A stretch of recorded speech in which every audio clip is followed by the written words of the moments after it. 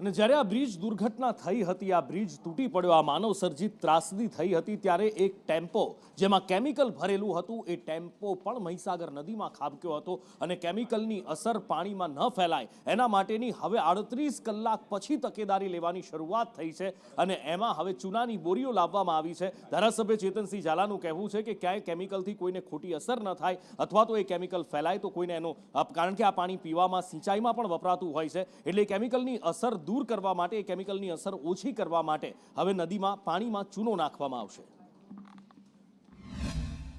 આ આખી જેટકોની ટીમ છે અને તેઓ આ કામમાં સ્પેશિયાલિસ્ટ છે, જેથી કરીને તેઓને આ ઓપરેશનમાં રાખ્યા છે અને તેઓની મદદથી આપણે જે કંઈ જોઈ રહ્યા છીએ આ તમામ રેસ્ક્યુ ઓપરેશન પાર પાડી રહ્યા છે। ચૂનો પણ લાવવામાં આવ્યો છે, ચૂનાનું શું મહત્વ છે?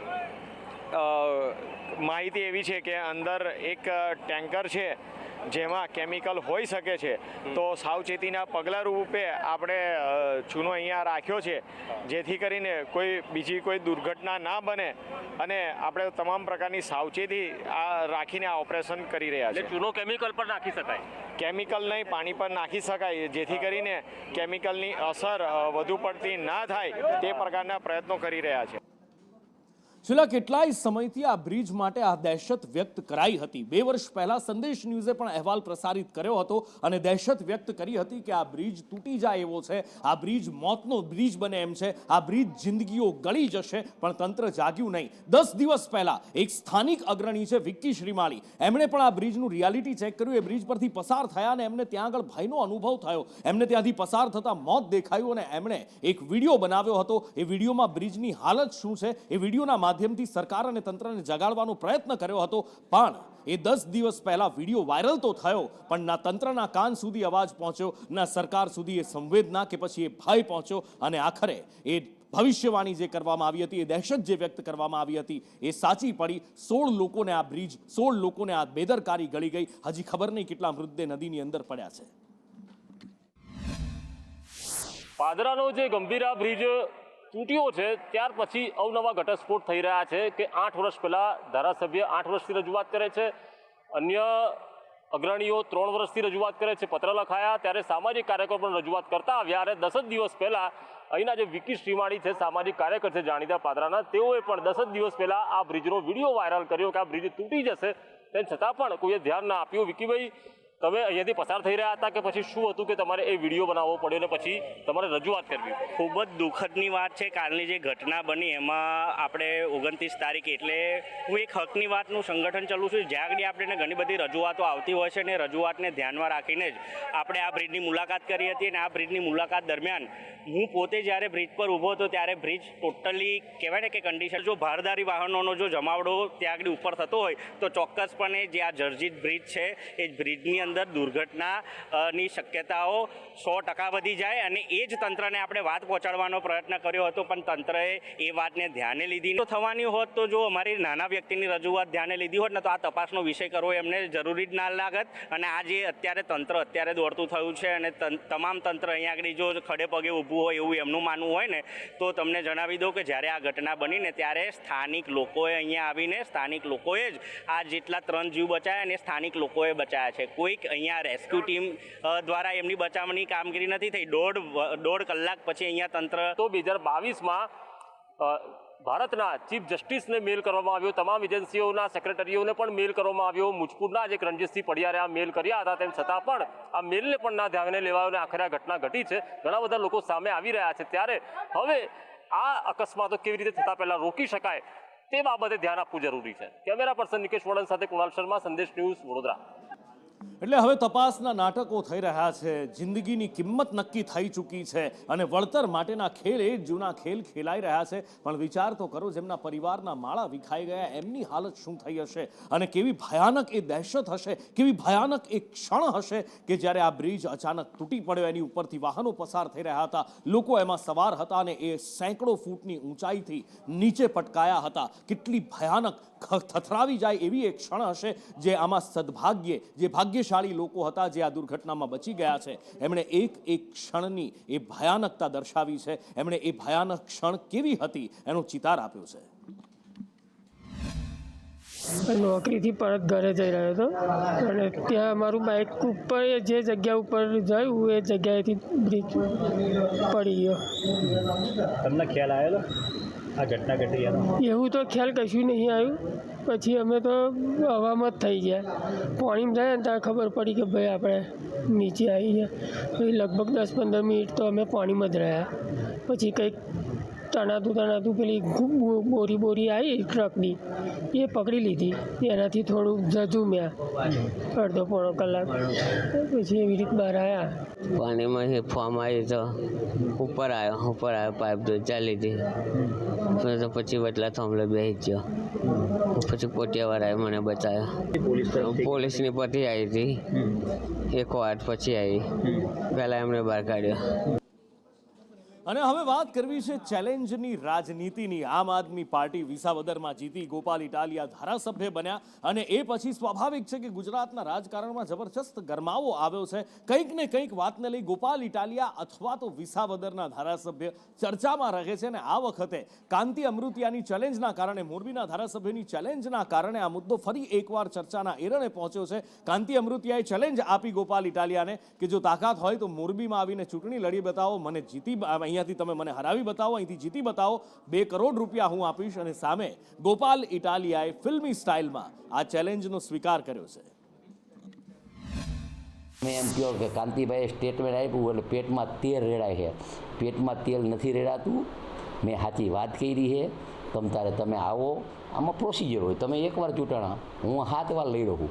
આપણે બંને આવતા સોમવારે માનનીય અધ્યક્ષશ્રીની જઈ બે આપણે રાજીનામું દીધી. રાજીનામું દીધા પછી ચૂંટણી આવશે.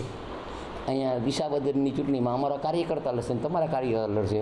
અહીંયા આપણે બેને લડવાનું. એટલે તમને ખબર પડી જાય ક્યાંય ગોપાલભાઈના નામે ધમકી ન દે ને ઉછેરવાના ધંધા બંધ કરે. જો 5 વર્ષ હું નહોતો તે લગભગ ડાભુરિયા આવી ગયા હતા ગામમાં. 10% ને 20% વાળાને જમીનની ફળાવવા. એટલે એ બધા અત્યારે ગુફામાં વહી ગયા છે. એટલે એમાં એનો હાસે છે. બીજું ગોપાલ ઇટાલિયા મારા ઘરના યાદથી વરા પહેલાં જવાબ આપ્યો હતો. નરેન્દ્રભાઈની મધર વિશે બોલ્યા હતા. એટલે ગમે તે અહીં લડવા આવે હું રાજીનામું દઈ દઉં અને એને 2 કરોડ રૂપિયા હું આપીશ. તો મારી મોરબીના ધારાસભ્યએ આપેલી આ ચેલેન્જને આપણે સ્વીકારી લઈએ છીએ સહર્ષ, રાજી ખુશીથી કે જો તમે શુરા બોલ્યા ન ફરે, શુરા હોવ, મરદ માણસ હોવ અને એક જ વખત બોલતા હો, જબાનના પાક્કા માણસ હોવ તો આજે 10 તારીખ થઈ છે. મોડામાં મોડું 12 તારીખે બપોરે 12 વાગ્યા સુધીમાં રાજીનામું તમારું પડી જવું જોઈએ. ગોપાલ ઇટાલિયા પણ વટથી તમારા ચેલેન્જને સ્વીકારે છે. 30 વર્ષથી તમે મોરબીના ધારાસભ્ય છો. તમને શરમ આવવી જોઈએ. તમને એવી શરમ આવવી જોઈએ. તમારે ચેલેન્જ એમ મારવી જોઈએ કે અહીંયા કોઈ આવીને, મોરબીમાં આવીને અમે જે 30 વર્ષમાં વિકાસ કર્યો છે એમાં ખામી ગોતી બતાવે એવી ચેલેન્જ મારવા નથી. પણ તમે એવી ચેલેન્જ નથી મારી શક્યા. શું કામ? તમને ખબર છે કે બધું એવા કામની ચેલેન્જ મારશો તો ચાલે એમ જ નથી. કામ તો કંઈ કર્યા નથી. લાતી બજાર છે, પંચાસરા રોડ છે, ઉમિયા સોસાયટી છે, એસપી સરદાર પટેલ સોસાયટી, અનેક વિસ્તારો છે જે મોરબીના પોશ એરિયા કહેવાય. એમાં પાણી ભરાઈ જાય છે ચોમાસામાં. થોડોક 1 ઇંચ વરસાદ આવે ત્યાં તો રેલમછેલ થઈ જાય છે. તો 30 વર્ષથી ધારાસભ્ય હોવા છતાંય તમારે હવે મને ચેલેન્જો મારવી પડે છે. એ જ તમારી નિષ્ફળતાનો સૌથી મોટો પુરાવો છે. અને તમારી ચેલેન્જ અમે સ્વીકારી છે.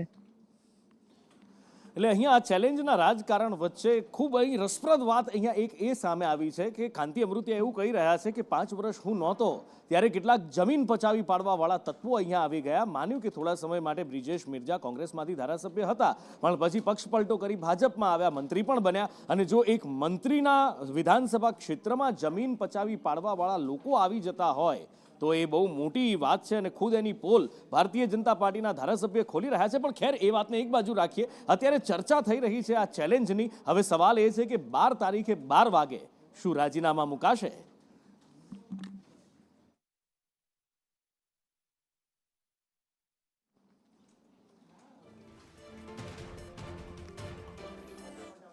અને હવે વાત કરવી છે નલ સે જલ યોજનાની. ભ્રષ્ટાચાર મુક્ત ગુજરાતના સપના બતાવાય છે, પણ એક બાજુ મનરેગા કૌભાંડ, બીજી બાજુ જયંતિ રાઠવા ભારતીય જનતા પાર્ટીના ધારાસભ્ય કહી રહ્યા છે કે અધિકારીઓએ અને જે નેતાઓ છે બધાની મિલી ભગતથી નલ સે જલમાં ભ્રષ્ટાચાર થયો છે. અને હવે સુખરામ રાઠવાએ પણ આ વાત કહી છે. ભૂતપૂર્વ વિરોધ પક્ષના નેતા રહી ચૂક્યા છે વિધાનસભામાં અને કહી રહ્યા છે કે મારા પોતાના ઘરે નલ સે જલથી પાણી નથી આવતું, તો પછી સામાન્ય માણસની તો શું હાલત હશે?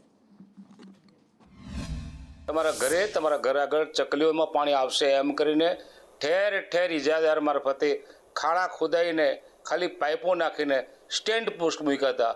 અમે વખતો વખત સરકારને કહેતા આવ્યા છે કે આ યોજના ફેલ ગયેલી છે, તેમ છતાં આ બેરી અને મૂંગી સરકારે અમારી વાતને ધ્યાનમાં લીધી નહીં. હવે જ્યારે સરકારના ધારાસભ્ય શ્રી જયંતિભાઈ રાઠવા આ વાતને પોતે સ્વીકારી છે કે અમારા જિલ્લામાં આ યોજના ફેલ ગયેલી છે, ત્યારે આ બાબતની તપાસ સરકારે તળિયાથી નળિયા સુધી કરવાની જરૂર છે. એટલા માટે કે આખું તંત્ર, પાણી પુરવઠા વિભાગો આખું તંત્ર આમાં સંડોવાયેલું એવું દેખાઈ રહ્યું છે. એમાં જે મટીરિયલ વાપરવામાં આવે છે એ હલકી કક્ષાનું વપરાય છે. આ બાજુ ગીર સોમનાથમાં જિલ્લા પ્રમુખનો પદગ્રહણ સમારોહ યોજવામાં આવ્યો હતો અને ત્યાં પૂંજા વંશ દ્વારા કેટલીક એવી વાતો કહેવામાં આવી જે અત્યારે ખરેખર ચર્ચાનો વિષય બની છે. આમ પણ કોંગ્રેસ 2027માં ગુજરાતની ચૂંટણી જીતશે એવો દાવો રાહુલ ગાંધી કરી રહ્યા છે અને એના માટે ગુજરાતના આટાફેરા પણ કરી રહ્યા છે. રેસના ઘોડા, સર્કસના ઘોડા, લગ્નના ઘોડા પણ ગણાવી રહ્યા છે. અને એ બધા વચ્ચે કોંગ્રેસ 2માંથી એક પણ ચૂંટણી જીતી નથી શકી, પણ ગીર સોમનાથમાં જ્યાં પદગ્રહણ સમારંભ હતો અને ત્યાં પૂંજા વંશ દ્વારા જે વાત કહેવામાં આવી એ અત્યારે ચર્ચાના એરણે છે. પૂંજા વંશે અહીંયા પદગ્રહણ સમારોહમાં હાજરી આપી અને એની સાથે સાથે એમણે જિલ્લા વહીવટી તંત્રને જાહેર મંચ ઉપરથી ટકોર પણ કરી છે. જાહેર મંચ ઉપરથી કાયદા અને બંધારણ મુજબ કામ કરવા માટે પૂંજા વંશે ટકોર કરી છે. કાયદા પ્રમાણે, નિયમો પ્રમાણે, બંધારણ મુજબ તમે કામ કરો એમાં અમારો સંપૂર્ણપણે કોંગ્રેસ પક્ષનો તમને સહયોગ રહેશે એની ખાતરી આપીએ છીએ. પરંતુ ઈરાદાપૂર્વક કિનાખોરી રાખીને તમારી જો કામ કરવાની જો માનસિકતાઓ હશે તો એ માનસિકતાની સામે આવનારા દિવસોમાં કોંગ્રેસ પક્ષ સંગઠિત થઈને લડશે. વાત કરવી છે ખાડા રાજની. એક પણ શહેર કે એક પણ તાલુકો એવો નહીં હોય કે જ્યાં વરસાદમાં રોડ રસ્તા નહીં ધોવાયા હોય, જ્યાં ખાડાનું રાજ નહીં સ્થપાયું હોય અને જ્યાં લોકો હેરાન પરેશાન નહીં થતા હોય. અને હવે તો રાજકોટમાંથી જે દ્રશ્યો સામે આવ્યા છે એ ચોંકાવનારા છે. એક ટ્રેક્ટર મહાનગરપાલિકાના આ ખાડાની અંદર ફસાયું છે. રાજકોટમાં કોર્પોરેશનનું ટ્રેક્ટર જ ફસાઈ ગયું. જૂના જાગનાથ શેરી નંબર 5માં આ ટ્રેક્ટર ફસાયું છે ને આ ટ્રેક્ટર પેલો અંદર મેટલ લઈને આવેલું હતું. એ મેટલ રસ્તાના કામમાં નાખવાનું હોય છે, પણ એના ગંતવ્ય પર પહોંચે એ પહેલા જ અહીં કોર્પોરેશને એટલી જબરજસ્ત કામગીરી કરી છે કે એનું જ ટ્રેક્ટર ત્યાં ફસાઈ ગયું. હવે વાત કરવી છે છોટાઉદેપુરના નસવાડી તાલુકાની કે જ્યાં આગળ વિકાસની વરવી વાસ્તવિકતા સામે આવી છે. આમ તો છોટાઉદેપુરમાંથી વિકાસની વરવી વાસ્તવિકતા સામે આવવી એ કોઈ નવી વાત નથી. અહીંયા ઝોળીમાં ઉંચકાતો વિકાસ આપણે જોયો છે, પણ અહીંયા પાણીમાં ડૂબતો અને તંત્રને ઢાંકણીમાં પાણી લઈ ડૂબી મરવા મજબૂર કરતો વિકાસ સામે આવ્યો છે. નાના નાના બાળકો છે. શાળા પ્રવેશોત્સવ તો ખૂબ રંગેચંગે આપણે કરાવ્યો છે, પણ એ બાળકો સ્કૂલે કેવી રીતે પહોંચશે એની ચિંતા કદાચ સરકાર અને તંત્રને નથી. અને એટલા માટે જ અશ્વિન નદીના ધસમસતા પાણી વચ્ચેથી આ નાના નાના બાળકોને પસાર થવું પડે છે. પણ આટલું નાનું બાળક પાણીમાંથી પસાર કેવી રીતે થાય, એ પાણીના પ્રવાહ સામે કેવી રીતે ઝીલી શકે, અને એટલે વાલીઓએ પોતાના કામ ધંધા બધું જ પડતું મૂકી એ બાળકોને ખભા પર બેસાડી અને નદી પાર કરાવી પડે છે અને સ્કૂલ સુધી પહોંચાડવા પડે છે. કોથમીપુરા ગામ અશ્વિન નદીના કિનારે આવેલું છે અને અડધું ગામ સામે કિનારે છે, અડધું ગામ આ કિનારે છે. સામે કિનારેથી પણ બાળકો શાળાની અંદર ભણવા માટે આવે છે. જ્યારે ધોધમાર વરસાદ પડતો હોય, અશ્વિન નદીમાં પૂર આવેલું હોય, ત્યારે વાલીઓને ચિંતા થાય કે મારા બાળકો કઈ રીતે શાળાએ ભણવા માટે જશે. ઘણા સમયથી પુલ મંજૂર થયેલ છે, પણ હજુ સુધી કામગીરી થયેલ નથી. તો સરકારશ્રીને મારી વિનંતી કે ઝડપથી કામ શરૂ કરાવે, તો જેથી અમારા ગામ લોકો અને શાળામાં ભણવા આવતા બાળકોને પણ એની ચિંતામાંથી મુક્ત થાય, વાલીઓને પણ કોઈ જાતની ચિંતા ન રહે. અમારે સગર્ભા માતાઓ પછી નાના બાળકોનું કંઈક કામ હોય, આંગણવાડી પર બી બાળકોને રોજ લાવવાના હોય, એમાં નદી ક્રોસ કરીને આવવાનું થાય. પાણી વધારે આવે તો બાળકોથી અવાતું નહીં, પછી માતાઓથી બી ના આવે. અમારી સગર્ભા માતાઓને બી અમે પછી નથી બોલાવતા એ બાજુથી આ બાજુ, કેમ કે પાણીમાં રહીને આ બાજુ આવવું બહુ તકલીફ પડે છે એટલા માટે. અને પેલી બાજુથી જ્યારે એવું હોય તો વિઝિટ અમારે પેલી બાજુ કરવી પડે અને આ બાજુ હોય તો આ બાજુ એટલી જ થાય. અમે આખું ફરીને આ બાજુ આવીએ છીએ તો 15 કિલોમીટર જેવો ફેરો પડે છે અમારે. તો એના માટે ગામ માટે બી અને અમારા માટે બી એમ કે પુલ બની જાય તો સારું. આ સાઈડે આંગણવાડી છે, પેલી સાઈડે નિશાળ છે, બરાબર. હવે આંગણવાડીના છોકરાઓને આ બેનને તકલીફ પડે છે, કેમ કે લેવા જવાનું, લેવા આવવાનું અને મૂકવા જવાનું. પછી બીજું કે જે નિશાળના છોકરા છે એ લોકોને ત્યાં મૂકવા જવું પડે અને હાંજ પડે એટલે લેવા આવવું પડે. અને નદીમાં પાણી વધારે પડતું આવી જાય તો પછી છોકરાનો દિવસ બગડે જ છે, બરાબર. અને ધારાસભ્ય તો 3 વાર આવીને જોઈ ગયા છે, બરાબર. આ પુલ મંજૂર કરી બી દીધો છે અને આવી હોય છે. આ 10 વર્ષ થઈ ગયા એમને, પણ હજુ આનો કોઈ ઠેકાણો નહીં. છોટાઉદેપુર જિલ્લાના નસવાડી તાલુકાનું પોથલીપુરા ગામ 2 ભાગમાં વેચાયેલું છે. જોઈ રહ્યા છો દ્રશ્યો, અશ્વિન નદીનું પાણી આજે પોથલીપુરા ગામની વચ્ચેથી જે નદી છે એમાં પસાર થઈ રહ્યું છે. અને જોઈ રહ્યા છો જે દ્રશ્યો, ખાસ કરીને આદિવાસી બાળકો પોથલીપુરા ગામની જે પ્રાથમિક શાળા છે ત્યાં આ વાલીઓ છે એમના બાળકોને મૂકવા માટે જાય છે. કારણ કે જે રીતે વરસાદ પડી રહ્યો છે અને સતત પાણી જે અશ્વિન નદીમાં વધી રહ્યું છે જેને લીધે આ રીતની દરરોજની પરિસ્થિતિ છે. ખાસ કરીને પ્રશ્ન એવો છે કે ભાઈ જ્યારે પણ ધોધમાર વરસાદ પડે છે ત્યારે આ જ રીતની પરિસ્થિતિ સર્જાય છે.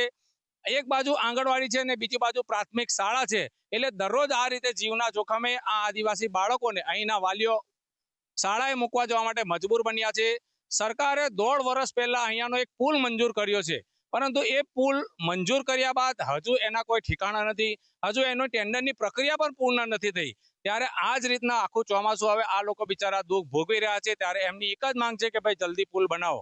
હવે સરકારી તંત્ર ક્યારે આ દ્રશ્યો જોઈ ધ્યાન આપે છે જોવું રહ્યું. ઇરફાન મહેમાન, સંદેશ ન્યૂઝ, છોટાઉદેપુર.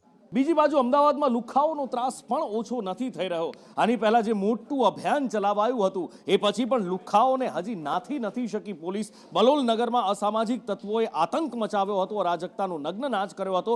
જો કે એ પછી પોલીસે એ અરાજક તત્વોને ઝડપી લીધા છે, કાયદાનું ભાન પણ કરાવ્યું છે અને જાહેરમાં એમનું સરઘસ જો કે નેતાઓની ભાષામાં છે, પોલીસ કમિશનરની ભાષામાં અથવા તો ડીજીપી સાહેબની ભાષામાં કહીએ, કાયદાની ભાષામાં કહીએ તો રિકન્સ્ટ્રક્શન પણ કરવામાં આવ્યું છે. જિગ્નેશ જોડાયેલા છે, જિગ્નેશ પાસેથી જાણીએ. જિગ્નેશ. અનુપુર, એક દિવસની અગાઉ શહેરના બલોલનગર બ્રિજ પર વાહન ચાલકોને રોકી તેમને માર મારી તેમના વાહન લૂંટી લેવા મામલે એક ફરિયાદ રાણી પોલીસ સ્ટેશનમાં નોંધાઈ હતી. વાહન ચાલકને ડર બતાવી તેના 2 વાહન અને તે જે વાહનમાં રહેલા 47,000 હતા તેની લૂંટ ચલાવવામાં આવી હતી. જે ગુનામાં પ્રાથમિક 3 આરોપીઓના નામજોગ ફરિયાદ નોંધાઈ હતી, તો અન્ય પોલીસ તપાસ દરમિયાન કુલ 7 આરોપીના નામ સામે આવ્યા હતા.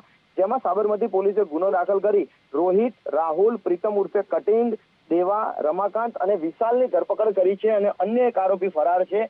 આ આરોપીઓએ બલોલનગર બ્રિજ હતો તેને બાનમાં લઈ અને લોકોને એટલે કે રાહદારીઓને પરેશાન કર્યા હતા, તેમને મારઝૂડ કરી હતી, તેમના વાહનો લૂંટી લીધા હતા અને તે મામલે ધાડનો ગુનો દાખલ કરી જે કુલ 6 આરોપીઓ છે તેમને ધરપકડ કરવામાં આવી. તેમને ઘટના સ્થળે લઈ જઈ રિકન્સ્ટ્રક્શન કરવામાં આવ્યું અને જે લૂંટી લેવાયેલા જે બંને બાઇકો હતા તે પણ પોલીસે રિકન્સ્ટ્રક્શન દરમિયાન કબજે કર્યા છે. સાથે જ સમગ્ર વિસ્તારમાં જ્યાં પોતાનો રોષ જમાવવા માટે અસામાજિક તત્વો હંમેશા કોઈના કોઈ બહાનું શોધતા હોય છે અને સામાન્ય માણસોને રંજાડતા હોય છે, તે જ વિસ્તારમાં લઈ જઈ તેમને કાયદાનું ભાન કરાવવામાં આવ્યું અને ફરી વખત તે આવી ભૂલ નહીં કરે તેવા શબ્દો આજે અમદાવાદ શહેરમાં જે આરોપીઓ છે તેમના મોઢેથી સાંભળવા લોકોને મળ્યા હતા.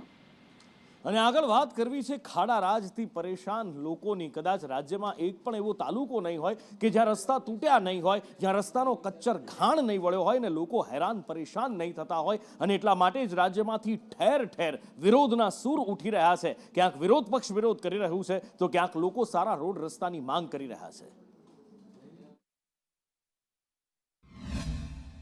આખા ભારત દેશનો સૌથી વધુ વપરાશતો તો હાઈવે છે, હાઈવે નંબર 48. એ દરેક હાઈવે પરની પરિસ્થિતિ બહુ ગંભીર પરિસ્થિતિ છે. ઠેર ઠેર જો તો મોટા મોટા ખાડાઓ પડ્યા છે. આપણે જો છે કે હજારો તો ના કહી શકાય પણ હજારોની સંખ્યાના આસપાસમાં લોકો મરી ગયા છે. તેમ છતાં પણ આ નોંધારી સરકારનો પેટનું પાણી હલતું નથી. મારે પ્રજાને બી કહ્યું કે તમે પણ જાગૃત થાઓ, કેમ કે આવી નઠ્ઠારી સરકાર તમે ચૂંટીને મૂકેલી છે. અગાઉના વર્ષોમાં રોડની હાલત આટલી ખરાબ હોતી નથી. ચોમાસામાં સમજીએ છે કે રોડ ઉપર ખાડા પડે પણ આખો રોડ જ ધોવાઈ જાય છે. કેટલી હદે ભ્રષ્ટાચાર થયો, ભ્રષ્ટાચાર ચરમસીમાઓ પર છે. પ્રજા જાગૃત નહીં થશે તો હજુ આવા કરુણાટિકા સર્જાતા બનાવો બનશે. આજ પુલ પર આ જ જગ્યાએ દર વર્ષે આ જ પરિસ્થિતિ હોય છે, છતાં રિપેર કરીને બી જો આવી જ રીતે થતું હોય તો પછી એ મટીરિયલ શું વાપરે છે એ લોકો?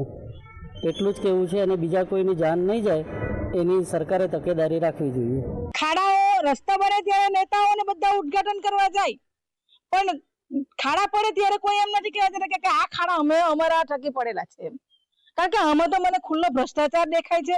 કારણ કે રસ્તા બનાવવામાં આવે, તમે જોતા હશો આખું વર્ષ એ લોકો શું કરો તો રસ્તા બનાવે કે માણસની જિંદગીની કોઈ કિંમત છે આ લોકોને.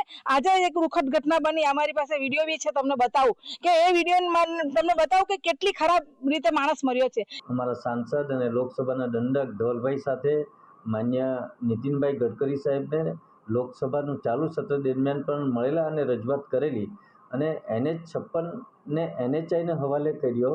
અને એ હવે જે પરિસ્થિતિ જે ભૂતકાળમાં થઈ છે એ હવે એનો ઝડપથી નિકાલ આવશે, અમને ખાતરી છે. અમે પત્રો પણ લખ્યા છે અને અમે રોજે રોજ આ બાબતમાં લાગતા અધિકારીઓને પણ ધ્યાન આપી રહ્યા છે.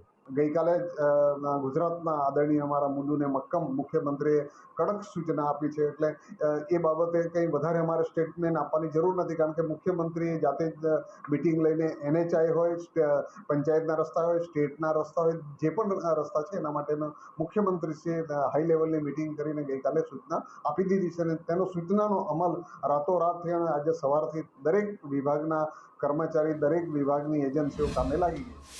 આજે અમે રોડ નહીં તો ટેક્સ નહીંના નારા સાથે જન આક્રોશ આંદોલન લઈને નેશનલ હાઈવે ઉપર નીકળ્યા છે.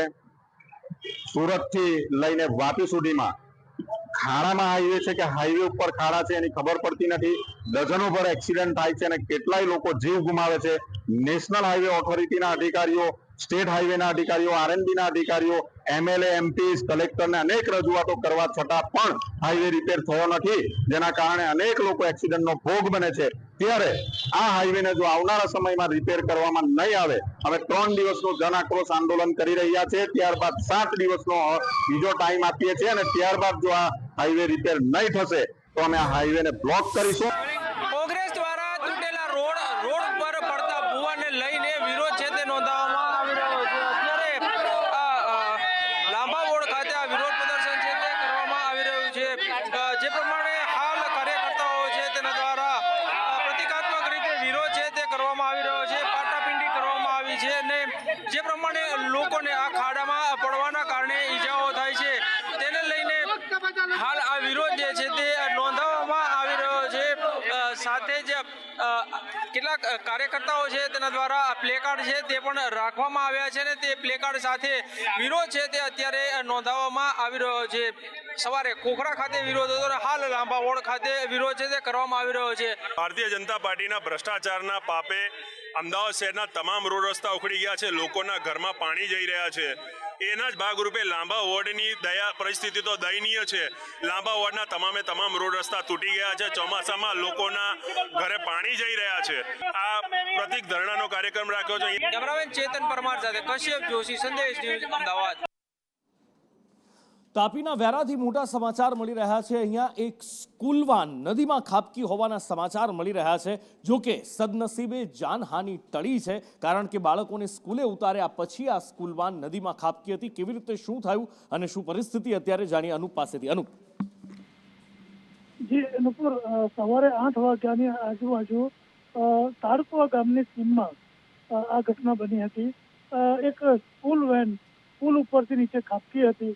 જોકે સ્કૂલ વેન સવારની સ્કૂલ હોવાથી બાળકોને ઉતારીને પરત ફરતી વેળાએ આ ઘટના બનતા જાનહાનિ ટળી હતી અને તંત્રએ પણ હથકારો લીધો છે.